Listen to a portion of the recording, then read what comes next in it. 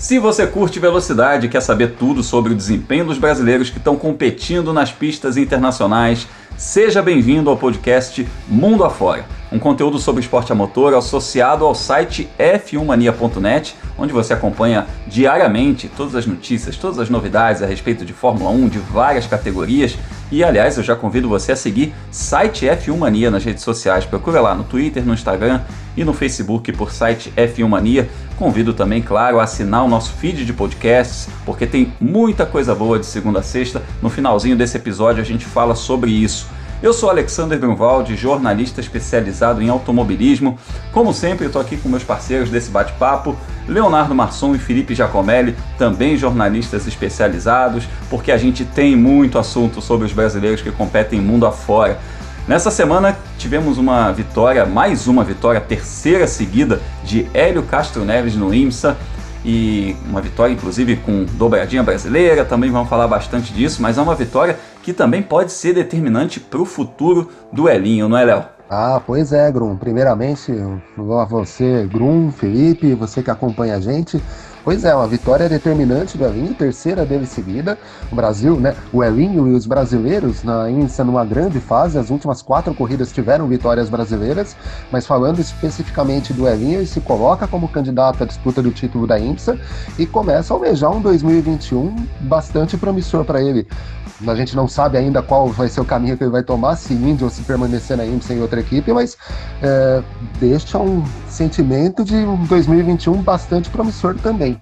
Promissor com toda certeza, e a gente está falando do Helinho, né? A gente até fala no diminutivo Helinho, a gente está falando de um piloto de 45 anos de idade, isso é o mais legal, né? Você vê o quanto ele tem de lenha para queimar ainda, um piloto que está fortíssimo, vencedor, um piloto campeoníssimo também na sua trajetória.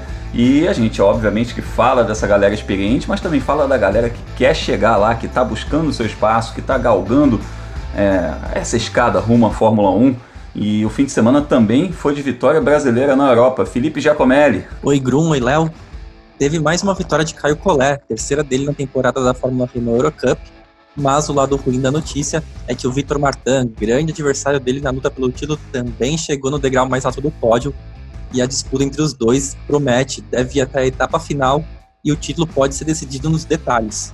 Um título que está disputadíssimo, mas que pelo menos aí aparentemente, é óbvio que matematicamente muita gente tem chance, mas aparentemente fica entre esses dois nomes, o Victor Martin e o Caio Collet. Então o Caio é um menino para a gente ficar de olho também, e a gente ainda tem muito assunto nesse podcast. Vamos falar sobre vitória brasileira no GT Open, pódio nas 24 horas de Nürburgring, a gente teve um brasileiro saindo das 24 horas de Le Mans para 24 horas de Nürburgring, enfim, muita coisa para a gente comentar. Então, simbora, vamos começar a nossa viagem mundo afora.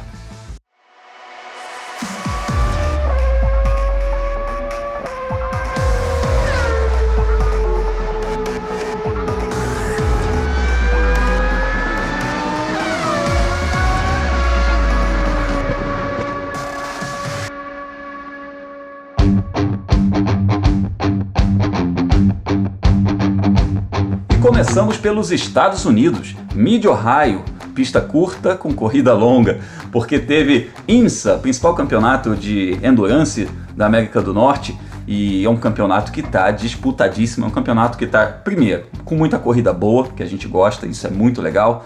Segundo, com muito nome bom, muito piloto bom, muita corrida, muita equipe boa, e óbvio que as corridas estão, né, refletindo toda essa qualidade do campeonato. E aí, mais legal de tudo isso, brasileiro ganhando. Hélio Castro Neves e Rick Taylor venceram com o Acura da Penske, que foi a terceira vitória seguida da dupla, que está aí na disputa pelo título. E a gente ainda teve Pipo Derani e Felipe Nasser na segunda posição, eles que dividem a pilotagem do Cadillac da Action Express, e venceram em Sebring. Então são 4 vitórias brasileiras seguidas, que deixa a classificação do campeonato desse jeito aqui, ó. Primeiro lugar, Ryan Briscoe e Renger van der Zande com 180 pontos, Pipo Derani com 177 e Hélio Castro Neves e Rick Taylor com 175. Faltam 3 etapas para a final desse campeonato. Amigos, impossível fazer qualquer prognóstico, né? Ah, não tem como, Grum, não dá para fazer prognóstico nenhum. Alguns episódios atrás, falando da IMSA, já falando de vitória do Elinho, né? O Elinho vem monopolizando as vitórias da temporada junto com o Rick Taylor. A gente já dizia que as últimas temporadas da IMSA foram marcadas por muito equilíbrio. A gente chegou a ter campeonato decidido nas voltas finais da Petit Le Mans, uma prova de 10 horas de duração e que vai ser a próxima etapa do campeonato.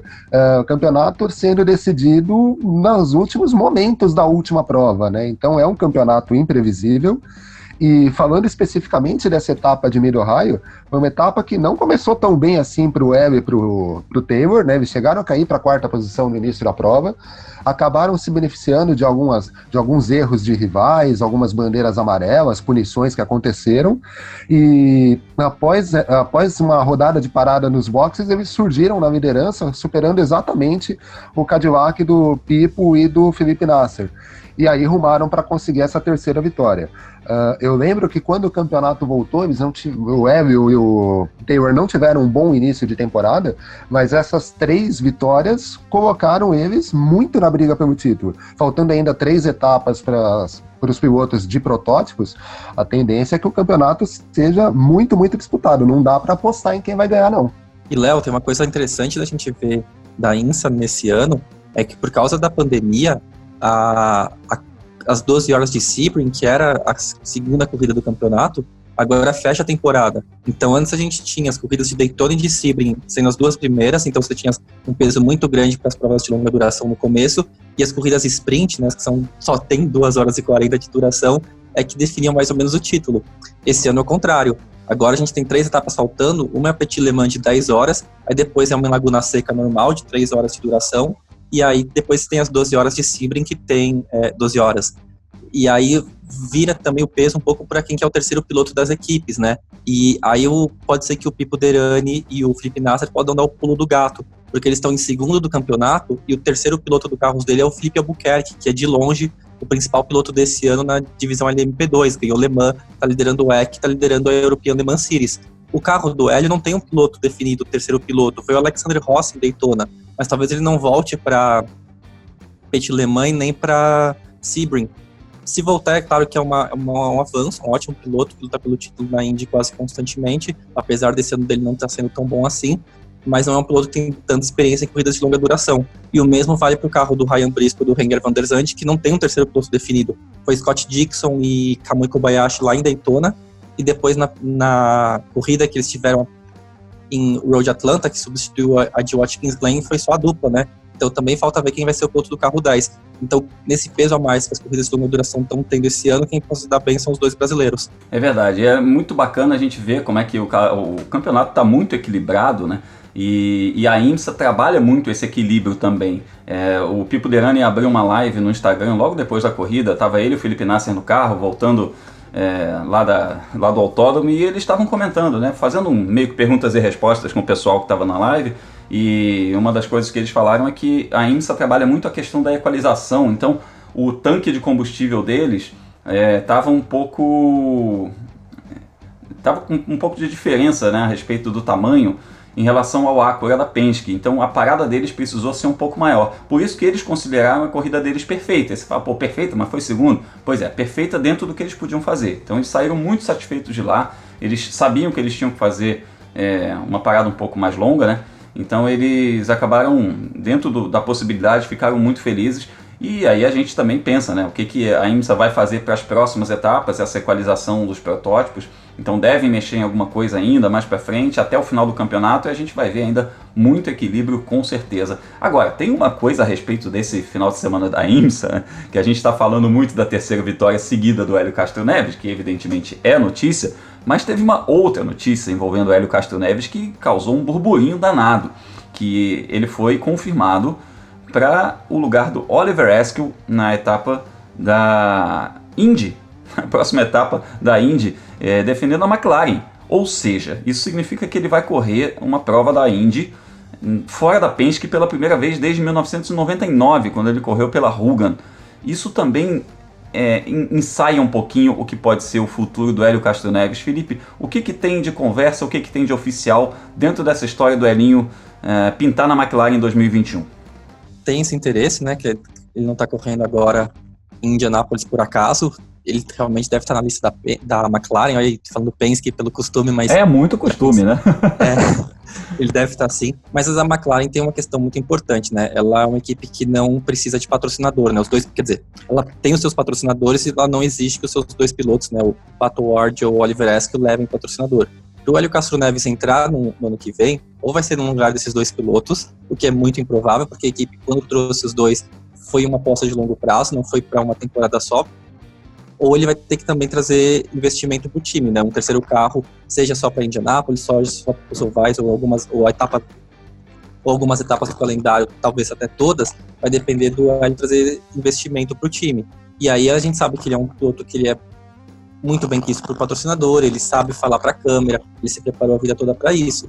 Mas agora também é aquela questão de tentar levantar dinheiro no mundo pós-pandemia, que não é uma tarefa tão fácil assim. É claro que a gente fica na torcida para ver ele em uma equipe competitiva no ano que vem, correndo todas as etapas da Indy. E se o Elinho correndo pela McLaren já em 2020 pode sinalizar da parte dele alguma coisa para 2021, da parte da Penske a gente também tem uma sinalização, porque a Penske trouxe para esse carro que o Hélio estava acostumado a correr, esse carro 3, um piloto que vem da Supercars, a Stock Car australiana, traduzindo sim livremente, que é o Scott McLaughlin. Eu não sei nem falar esse nome direito, a gente vai ter que aprender ainda, mas é um cara que é um cara com um currículo vitoriosíssimo. Ele foi 3 vezes campeão da Supercars, ganhou os 1.000 km de Bathurst, é um piloto jovem ainda, um piloto muito vencedor e que é uma aposta do Roger Penske para esse cockpit do Hélio. Então significa realmente, Léo, que a gente pode ter uma mudança grande numa equipe importante dentro da Indy, que é a Penske, né? Ah, sim, significa uma possibilidade grande de mudança, né? Como você também se enrolou com o nome, eu também não sei pronunciar direito, mas o Scott McLaughlin, ele é piloto da Penske lá na Austrália, né? A Penske tem uma operação na V8 Supercars, né? O campeonato de turismo lá da Austrália, e por conta disso ele acabou, né, o Scott acabou conseguindo essa vaga na Indy para correr uma etapa. Vai ser São Petersburgo, se eu não me engano. E, enfim, apesar de ele não ter experiência com o carro, ele participou do teste de início de temporada, mas ele correu o campeonato virtual, inclusive foi muito bem no campeonato virtual da Indy, realizado pela Indy no momento em que a gente tinha, no momento em que a pandemia não permitia a realização das corridas. Então significa mais uma possibilidade de que a gente não vá ver o Hélio correndo na Indy pela Penske mais, e pela falta de qualquer tipo de anúncio de permanência da Penske na IMSA. A gente sabe que ela desfez o acordo com a Acura, mas ela não anunciou nada com outra montadora para seguir no campeonato, então eu pelo menos imagino que eles devam sair do campeonato dos protótipos. A tendência é que o Hélio não defenda mais a equipe. E nesse sentido a ida para a McLaren é muito importante, seja tendo que levar patrocínio, ou seja com a equipe, né, recebendo salário, digamos assim, né, com a equipe bancando o Hélio lá. Eu vejo como bastante positiva a chegada do Hélio para a Indy, caso isso se concretize para o ano que vem. E um detalhe interessante, né, acho que ninguém notou isso ainda, mas o Hélio, caso venha, ele vai se tornar com essa etapa nesse final de semana o primeiro piloto a defender a McLaren em monopostos, e aí seja em qualquer categoria, desde o Ayrton Senna, o primeiro brasileiro a defender a McLaren em monopostos desde o Ayrton Senna. Desde então a McLaren nunca mais teve um brasileiro correndo. Então é interessante por esse lado também. Que a gente torce é que seja mais do que o Hélio faça mais do que uma corrida e possa aí defender a McLaren ou qualquer outra equipe que ele venha a correr na Indy na próxima temporada. Tem mostrado que desempenho para isso ele tem. É verdade, está bastante competitivo ainda. Diga, Felipe. Só um detalhe curioso, o Hélio nesse fim de semana correndo pela McLaren é a volta da dupla, né, Hélio Castro Neves e Gil de Ferran, que fez muito sucesso na Penske no início dos anos 2000. Hélio ganhou 2 vezes, né, em Indianápolis, com o Gil como companheiro. O Gil ganhou uma 3ª vez, e além de ser 2 vezes campeão da Indy, né, que o Hélio vai ser um dos pilotos, e o de Ferran, ele funciona como uma equipe de chefe de equipe, uma chefe de divisão da McLaren na Indy. E sobre essa dupla Gil de Ferran e Hélio Castro Neves, eu me limito a dizer apenas uma coisa: #saudades. Bons tempos da Indy, bons tempos do Brasil, ganhando corrida na Indy, com uma dupla brasileira numa equipe forte como a Penske. E só arredondando esse assunto aí da possível saída da Penske do IMSA, né? O pessoal, num grupo de WhatsApp chamado IndyCar Rookies, que eu participo, o pessoal estava comentando que o Roger Penske já deve estar com problema suficiente para cuidar, né? Então, se a gente pensar que ele é dono de uma equipe do porte da Penske, que é uma das principais, se não a principal equipe da Fórmula Indy, e recentemente comprou Indianápolis e a Fórmula Indy, então ele é dono da categoria, é dono do circuito, promotor da principal corrida, ainda tem uma equipe na categoria, o cara já deve estar com problema suficiente para resolver, então é perfeitamente compreensível se ele resolver tirar o time de campo na IMSA. Bom, dos Estados Unidos, seguimos a nossa viagem rumo à Europa.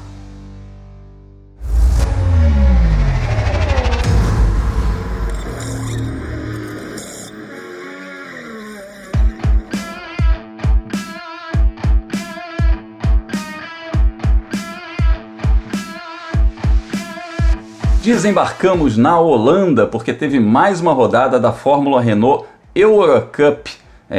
Caio Collet venceu a corrida 2 em Zandvoort e teve um segundo lugar na primeira corrida do final de semana. Só que ficou na mesma na pontuação com relação ao seu principal concorrente. Por quê? Porque foram resultados idênticos aos obtidos pelo Vitor Martin na etapa. O Vitor Martin venceu a corrida 1 e foi segundo na corrida 2, né? Então, a diferença entre os dois não foi alterada, mas a boa notícia aí é que os dois estão mais isolados em relação ao David Vidalis, que é o terceiro colocado com 129 pontos. O Caio tem 174 e o Vitor Martin tem 176, 2 pontinhos. Muito apertado. Terceira vitória do Caio na atual temporada, Léo, depois de Monza e Manicur. Dá pra gente esperar realmente que essa disputa de título seja favorável, digamos, ao Caio, ou vem mais pedreira pela frente? Porque a próxima etapa é Barcelona, nos dias 10 e 11 de outubro. Grum, eu acho que vai ser pedreira. Claro que o Caio tem possibilidades, ele vem mostrando na temporada que é um dos pilotos mais fortes do grid, mas é uma pedreiraça enfrentar o Victor Martins.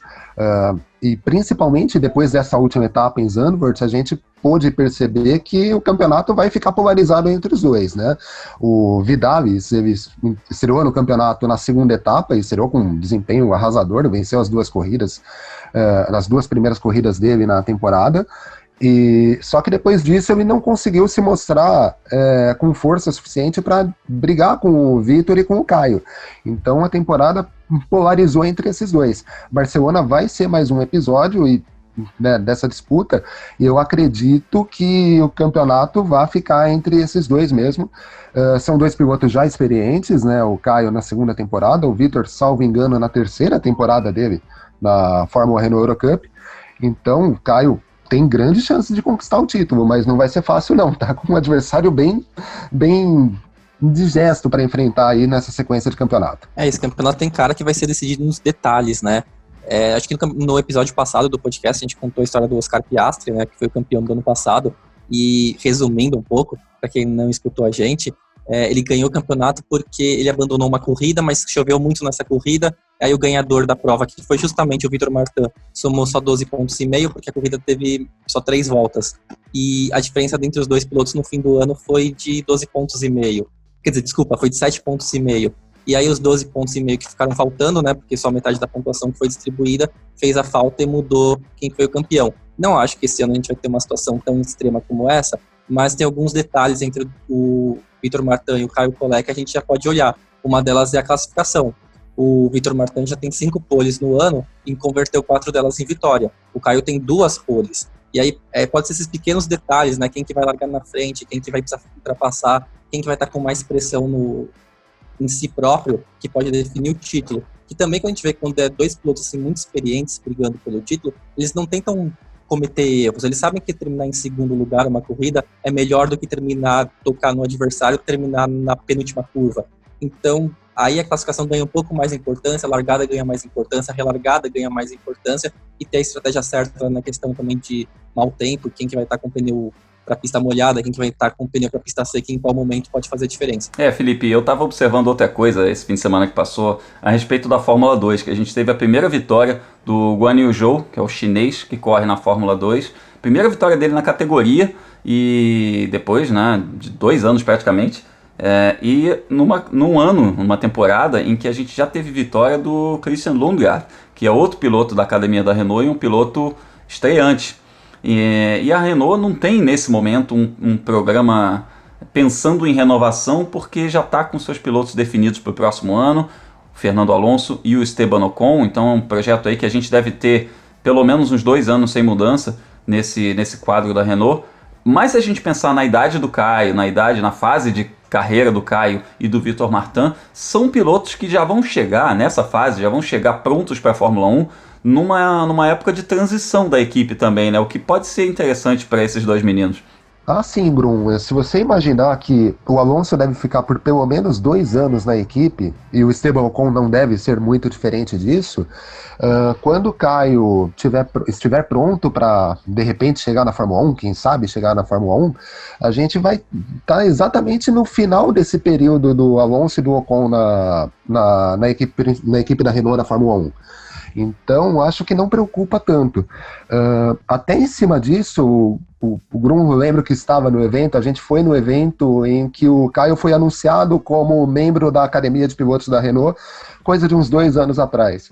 E o próprio Caio dizia que o programa dele é para se tornar um piloto de Fórmula 1 daqui a 5 anos. Então ele está terminando o 2º ano dessa preparação dele. A partir do momento que você tem o Alonso preparado para pelo menos 2 temporadas, é exatamente o tempo em que o Caio vai terminar a sua formação para, quem sabe, chegar à Fórmula 1. Então não vejo como tanto problema para o Caio, né, e para os pilotos que estão no estágio do Caio dentro da Academia de Pilotos da Renault, a chegada do Alonso e a manutenção do Ocon por mais 2 temporadas. Para o Guan Yu Zhou, que já está na Fórmula 2, batendo na porta da Fórmula 1, é um problema. Ele vai ficar pronto mais cedo, né? Ele pode ser que ele não tenha essa porta aberta. Agora, para o Caio, eu não vejo tanto problema nesse momento. É isso aí, a gente está aqui na torcida pelo Caio, pelo desenvolvimento dele como piloto. Isso é muito importante também, ele se mostrar vencedor nas categorias de base, mas principalmente se mostrar preparado para quando a oportunidade aparecer, ele está pronto para assumir uma vaga na Fórmula 1. Seguimos a nossa viagem pelo mundo, ainda em solo europeu.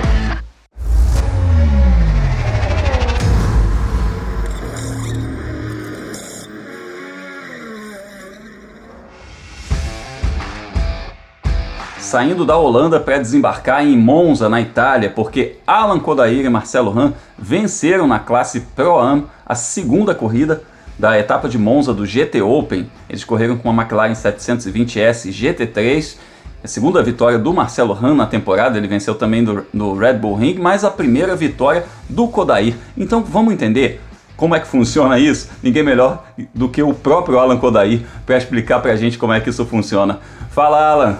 Fala, Grum, e todos que acompanham aí seu canal. Prazer estar falando com você pela primeira vez. Um cara extremamente apaixonado pelo tema, conhecedor.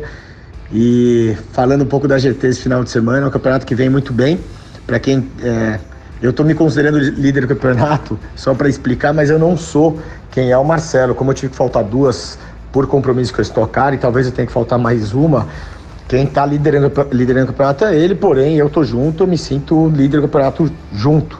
Lá fizemos 2 resultados muito bons, o melhor impossível, por causa dos handicaps negativos acumulados. A gente fez um 2º e um 1º. O vice-líder é o Christian Klein, famoso da Fórmula 1, que tem quase 50 GPs, pela Jaguar, pela Red Bull. Ele está com uma dupla amadora de Mercedes. A gente estava empatado, abrimos 8 pontos no campeonato para eles, que é muito significativo, muito positivo. E temos mais 4 etapas, né, sendo 2 duplas Spa-Francorchamps e a última que eu volto a Barcelona. Então, muito satisfeito, muito feliz. O Marcelão está num excelente momento para Gentleman Driver. Ele está quase um pro, não erra nas corridas, busca uma constância, segura a pressão. Então, estamos muito felizes pelo momento. Agora é manter esse foco aí para levar esse título para casa. Valeu, meu amigo. Grande abraço aí. Tchau, tchau para todos. Beleza, mensagem do Alan Kodair nos explicando. Valeu, Alan, obrigado por participar aí do nosso podcast. É aquele sistema, Felipe, do Pro-Am, que a gente já até explicou em outros episódios, né? Mas antes de você comentar a respeito dessa prova, desse campeonato, só deixa eu dar uma passada no campeonato aqui, porque o Marcelo Hahn é líder com 53 pontos, o Christian Klein e o Patrick Krupsen tem 47 pontos, o Nick Moss tem 36 e o Alan Kodair tem 34. Dá pra gente esperar um título do Marcelo Hahn nessa classe Pro-Am do GT Open? Da Singrum. A dupla, né, Marcelo Hahn e Alan Kodair, é uma das mais fortes na Pro-Am desse campeonato. Há 2 anos atrás eles estavam tão fortes, mas tão fortes, para você ter ideia, que eles eram apontados como fortes candidatos ao título na geral, não era na Pro-Am, era na geral do campeonato. E aí, na época ele corria de Mercedes, o carro era muito bom mesmo, não tão bom quanto o do Lewis Hamilton, né? Mas era um GT3 que estava acertado direitinho. E ano passado eles mudaram para o McLaren. O McLaren não teve um bom desempenho em 2019 e agora em 2020 eles voltaram a andar muito bem. O Marcelo Hahn é um piloto amador, né? Ele tem amador, como a gente fala, seria um piloto que ele não se dedica ao automobilismo na vida inteira dele, né? Ele tem um outro emprego que ele trabalha de segunda a sexta e no fim de semana ele é piloto, ou enfim, quando tem que viajar para a Europa também. Aí não dá para viajar em cima da hora, né? Mas ele tem essa outra obrigação. Ele é um dos mais rápidos da categoria, ele é super experiente. Esse piloto Alan Kodair já dura mais de uma década praticamente. O Alan Kodair também está andando muito rápido. Quando é ele que está classificando o carro, eles estão colocando o carro ou na pole ou na segunda colocação da geral, não só da Pro-Am. Então são fortes concorrentes sim ao título. Ainda mais porque os outros adversários não estão tendo a consistência de resultados que eles estão tendo. O Alan Kodair e o Marcelo Hahn têm essa parceria realmente há mais de 10 anos, desde a GT Brasil, e depois foi sul-americano. Inclusive o Marcelo Hahn foi campeão da GT no Brasil, um piloto realmente com muita experiência nesses carros de GT3, correu aí, como você falou, na Mercedes azul, que não é a Mercedes preta do Hamilton, nem a Mercedes rosa do Lance Stroll, mas é uma Mercedes azul e agora está correndo de McLaren. A próxima etapa vai ser em Spa-Francorchamps, nos dias 17 e 18 de outubro, e a gente está aí na torcida pelo time brasileiro. Bom, agora galera, aperta os cintos, hein, porque é hora da gente rodar o planeta com os brasileiros mundo afora.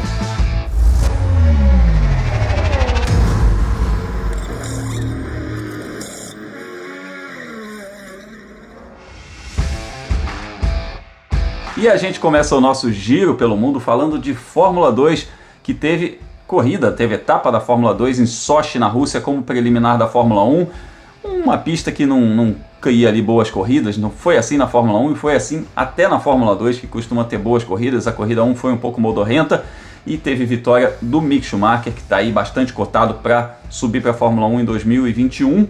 E a corrida 2 teve vitória do chinês Guan Yu Zhou, que a gente mencionou agora há pouquinho quando falou do Caio Collet, mas foi uma corrida curtinha, teve só 5 voltas porque teve uma bandeira vermelha. A corrida foi encerrada depois no acidente entre o Jake Aitken e o Luca Ghiotto, pancadaça que destruiu ali a barreira de proteção, precisou ser reconstruída e aí a direção de prova encerrou a corrida, porque senão não daria tempo de largar a Fórmula 1.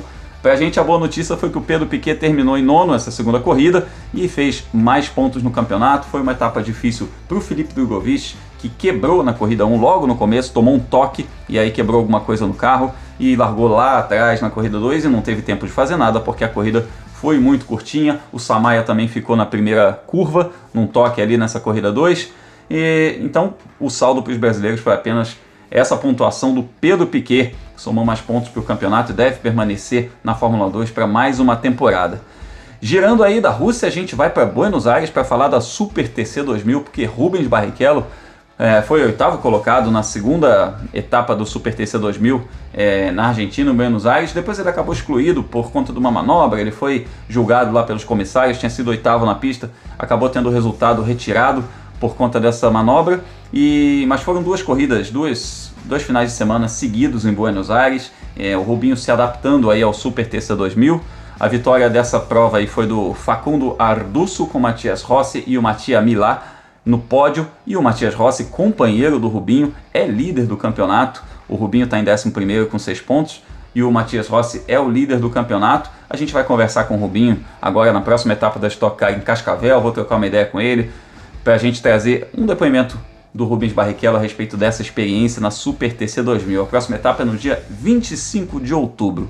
Saindo da Argentina, a gente sobe as Américas até os Estados Unidos, até Virgínia, porque teve mais uma etapa da Trans Am, que é aquele campeonato de carros, aqueles Mustang, aqueles muscle cars, aqueles carros que os americanos gostam bastante. E a gente teve pódio do Rafa Matos. Lembra do Rafa Matos? Correu Fórmula Indy, correu Stock Car, está correndo lá disputando esse campeonato, ele que mora nos Estados Unidos. Ele foi segundo colocado na corrida 2 nessa etapa de Virgínia e está em terceiro no campeonato na classe TA2 com 131 pontos. O líder é o Mike Skin com 183 e a próxima etapa é nos dias 16 e 17 de outubro em Lime Rock Park. Ainda nos Estados Unidos, vamos para Sebring para falar da Fórmula Regional Américas, porque teve brasileiro no pódio também, Vitor Franzoni, 2 segundos e 1 terceiro nessa rodada tripla de Sebring, e ele que fez já esse Road to Indy, fez essas categorias de acesso da Fórmula Indy, foi campeão de uma dessas categorias, ganhou uma bolsa para subir, ainda nessa batalha, né? Léo, é um piloto que tem uma história de vida muito bacana, que inclusive trabalha como mecânico, dirige caminhão, é um pouco o que a gente viu acontecer nos anos 70, nos anos 80 com muitos brasileiros, hoje é cada vez mais raro, mas o Vitor Franzoni honra, né, essa escola que a gente tem de pilotos que trabalham bastante para se manter no automobilismo. Ah, sim, o Vitor é um batalhador, viu, Grum? Batalhador. No ano passado ele fez a temporada, alguns anos atrás, na realidade, ele fez a temporada da Indy Lights por conta da bolsa que ele obteve por conta do título da hoje Pro Indy 2000, né? Mas a tal história, ele viajava de carro enquanto os adversários viajavam de avião para as etapas, tinha uma preocupação em não bater o carro, porque aí ele teria que pagar, enfim, é um batalhador e continua buscando aí alcançar as categorias de topo, né, mais precisamente a Indy, correndo na Fórmula Regional Américas. E ele está fazendo uma boa temporada, viu, Grum? Lá em Sebring ele teve 2 segundos lugares e 1 terceiro lugar, uma rodada tripla, né? Em corridas que foram vencidas pelo David Malukas e pelo Linus Lundqvist. Esse Linus Lundqvist ele vem dominando completamente a temporada. Das 11 corridas disputadas até agora, ele ganhou 10, ele perdeu a invencibilidade dele justamente em Sebring para o David Malukas, que é outro piloto que corria no Road to Indy, nas categorias de acesso à IndyCar, mas o Vitor aparece na terceira colocação, vem fazendo o possível. Se tem sido difícil bater esses 2 pilotos, ao menos ele aparece na terceira colocação no campeonato, mostrando mais uma vez a competência que ele tem nesse tipo de competição. Pois é, e quem quiser acompanhar mais, não só sobre o Vitor, mas sobre automobilismo, esporte a motor em geral, pode me acompanhar nas redes sociais. É só procurar por Leonardo Marçom, seja no Twitter, no Instagram, no Facebook, e a gente está falando bastante desse mundo das corridas aí.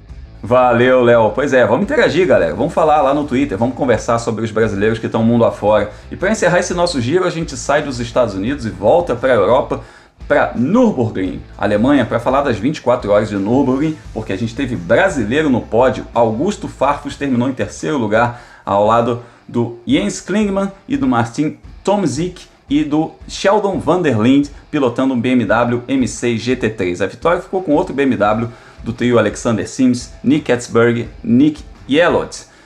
Felipe Giacomelli, grandíssimo resultado para o Farfus numa corrida que foi complicada, teve bandeira vermelha de madrugada. Eu fiquei acompanhando algumas coisas por rede social ali, eu vi que o pessoal teve dificuldade, líder batendo, não foi fácil, né? Não, foi uma corrida muito maluca que a gente teve.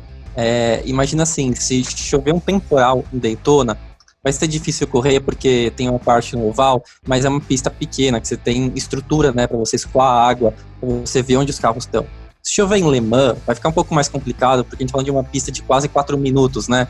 Então, por mais que você saiba onde os carros estão, é uma pista que usa parte da rua, né? Então, ali não é exatamente feito para carro correr. A Le Mans corre, mas as estradas são feitas pro dia a dia. Nürburgring, com uma volta de 9 minutos, imagina só, você chove, tem lugar da pista que você não consegue ver o que está acontecendo, porque não tem luz. Você tem 100 carros na pista, então você tem carros GT3, mas você tem carros que não são muito diferentes do que são usados em campeonatos de turismo, tipo TCR, carros mais lentos que os TCRs. Então é muito perigoso. E ali caiu um temporal que a direção de prova falou assim, negativo, durante a madrugada não tem corrida. Aí foi quase 7 horas de bandeira vermelha, a corrida só recomeçou às 7 horas da manhã, com o tempo melhorando. E antes disso, era uma disputa entre a Mercedes e a Audi. Sabe o que aconteceu? Não deu nenhum dos dois. A Mercedes, os 2 pilotos que lideravam, primeiro era o Manuel Metier, depois o Raffaele Marcello, cada um bateu em acidentes separados no meio da noite, quando o tempo estava ruim, mas não estava tão ruim ainda.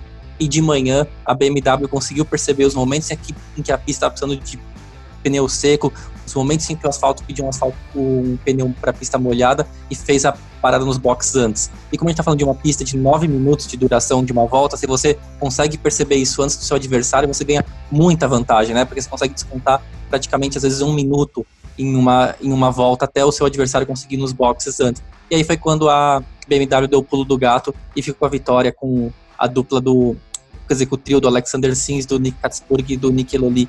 Mas também foi um ótimo resultado do Farfus, né? 2 corridas de 24 horas em 2 fins de semana seguidos.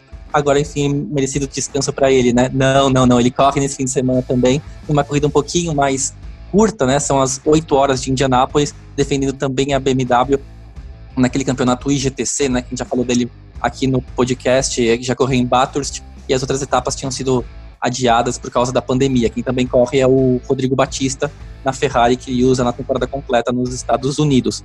E quem quiser acompanhar esses resultados e os horários das principais categorias do automobilismo no fim de semana, é só me seguir nas redes sociais, porque eu coloco no meu site, na Agenda da Velocidade, né? Que tem toda a programação completa das principais categorias do esporte ao motor do mundo. Para me seguir é Felipe Giacomelli no Twitter ou no Instagram, ou entrar no meu site, no World of Motorsport, ou felipegiacomelli.com. É isso aí, a gente está sempre ligado nessa Agenda da Velocidade, que é sensacional, salva a gente, viu? E eu já vi rodando em grupo de WhatsApp aí, tem grupos de WhatsApp do pessoal que anda de kart indoor. Essa Agenda da Velocidade vai longe aí, o pessoal gosta mesmo e compartilha. E a gente deseja sorte ao Augusto Farfus aí, agora é uma missão mais simples, né? Vamos falar, né? Depois de 2 corridas de 24 horas, em 2 semanas seguidas, fazer uma corrida de 8 horas, ele deve achar até curto, né? Deve parecer até bateria de kart indoor. Beleza. Bom, antes da gente encerrar aqui, eu aproveito para chamar você aí a seguir a gente nas redes sociais, seguir a gente, nós três, e seguir o site F1 Mania também. Eu sou o Alexandre Grunwald, siga-me em @Fórmula Grun em todas as redes sociais, Twitter, Instagram, Facebook, e confira também o meu canal no YouTube, youtube.com/Fórmula Grun. Falando dos nossos podcasts, eu convido você a assinar o feed. Por quê? Porque de segunda a sexta a gente tem o Carlos Garcia e o Gabriel Gavinelli no F1 Mania em ponto, falando das notícias do dia, podcast muito legal, que quem acompanha o automobilismo curte, boas análises, e a gente tem semanalmente o Full Gas com o Gabo Carvalho e o Gabriel Lima falando a respeito de MotoGP, o mundo da moto velocidade, também muito interessante, um campeonato pegando fogo. Bom, galera, obrigado a vocês dois, Felipe, Léo, por mais um episódio trocando ideia, falando a respeito dos brasileiros que estão competindo mundo afora. Obrigado a você que está nos acompanhando aí todos esses episódios que a gente está fazendo desde o início do ano. Vem mais coisa boa por aí, fica ligado que vem mais coisa boa por aí. Na próxima semana estaremos juntos novamente por aqui. Forte abraço e até lá!